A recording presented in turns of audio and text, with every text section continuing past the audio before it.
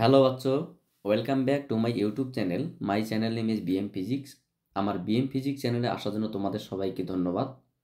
আজকে আমরা যে বিষয়টা আলোচনা করব সেটা অবশ্যই গুরুত্বপূর্ণ, কারণ আমাদের বিশেষ করে হাই লেভেল যে এক্সামগুলো আছে সেই এক্সামগুলোতে কিন্তু এখান থেকে প্রশ্ন আসে। ছোটোখাটো পরীক্ষা নয়, একটু হাই লেভেলের এক্সামগুলো, মানে যেগুলো এক্সাম একটু ভালো কোয়ালিটিমূলক।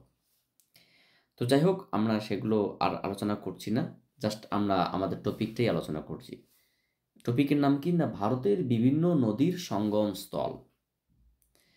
যেমন নদীর নাম কি এবং সেই নদী যেখানে সঙ্গমস্থল হয়েছে সেই সঙ্গমস্থলের নাম কি।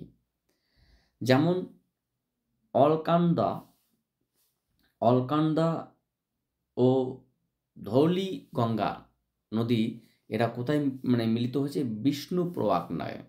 বিষ্ণুপ্রয়াগ নামে সঙ্গমস্থলে।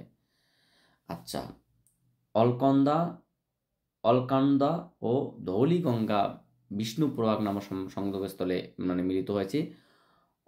অলকানন্দা এবং সরস্বতী নদী কেশবপ্রয়াগ নামে সংযোগস্থলে মিলিত হয়েছে। অলকনন্দা এবং নন্দাকিনী নদী প্রয়াগস্থলে মিলিত হয়েছে। অলকনন্দা এবং পিণ্ডার নদী কর্ণপ্রয়াগে মিলিত হয়েছে। অলকনন্দা এবং মন্দাকিনী নদী রুদ্রপ্রয়াগে তোমার হচ্ছে গিয়ে এটা নন্দাকিনী নন্দপ্রয়াগ আর মন্দাকিনী রুদ্রপ্রয়াগে মিলিত হয়েছে। অলকনন্দা এবং ভাগীরথী নদী দেবপ্রয়াগ এ মিলিত হয়েছে। ভাগীরথী এবং ন্যাসগঙ্গা নদী ইন্দ্রপ্রয়াগ সঙ্গমস্থলে মিলিত হয়েছে। শ্যামগঙ্গা ও ভাগীরথী নদী শ্যামপ্রয়াগ সঙ্গমস্থলে মিলিত হয়েছে। নীলগঙ্গা এবং ভাগীরথী নদী গুপ্তপ্রয়াগ সঙ্গমস্থলে মিলিত হয়েছে।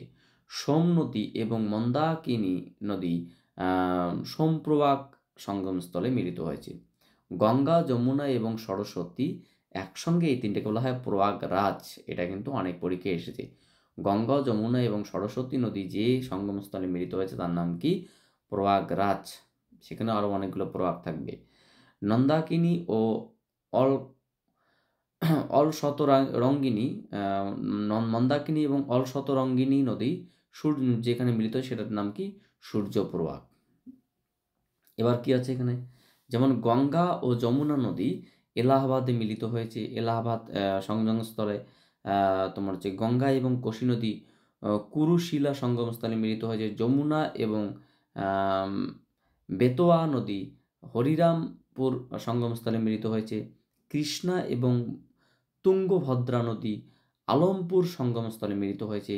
গোদাবরী ও ইন্দ্রাবতী নদী ভদ্রকালী সঙ্গমস্থলে মিলিত হয়েছে। তুঙ্গ ও ভদ্রা নদী কুণ্ডলী সঙ্গমস্থলে মিলিত হয়েছে। গঙ্গা এবং গণ্ডক নদী হাজিপুর সঙ্গমস্থলে মিলিত হয়েছে। তোমার হচ্ছে কি শতদ্রু এবং বিপাশা নদী মানে হারিকে জলাভূমিতে মিলিত হয়েছে। যমুনা, চম্বল,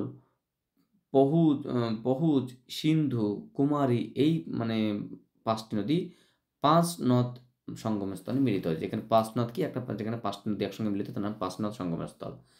সো আশা করি তোমরা প্রত্যেকেই বুঝতে পারছো বিষয়গুলো কতটা গুরুত্বপূর্ণ হতে পারে। তো সেটা তোমরা যারা এক্সামে বসো তারা একটু প্রিভিয়াস ইয়ারের কোশ্চেনগুলো দেখলেই বুঝতে পারবে। So thank you for watching my video and wait for my next class.